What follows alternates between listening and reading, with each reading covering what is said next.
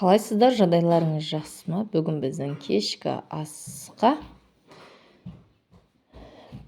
пирожки істейтін боламыз. Мінекей картошкамды ашып, суға қайнатып жатырмын. Мінекей қайнап жатыр. Почти пісіп қалды. Мінекей алдын ала дайындап алған қамырым уже көтеріліп бастады. Мінекей көтеріліп әдемі болып тұр. Осылай жаямыз қазір. Ұшқалау етіп жайып, осындай кесемен дөңгелек пішінге келтіріп алып кесіп алдым.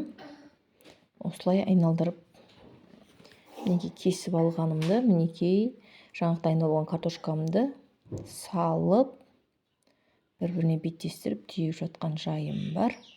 Мінекей пісіріп жатырмын. Неге пияз салдың майға дейтін болсаңыздар, майымның кішкене иісі шығып қалыпты. Сол иісті пияз алады деп пияз салып жібердім. Мінекей пісіп жатқан түрі өте жұқа, қытырлап әдемі болып тұр. Жалпы осылай мінекей пісіп алды. Ал бізге ас болсын, бізді көріп отырсаңыздар, тіркеліп қолдап кетіңіздер.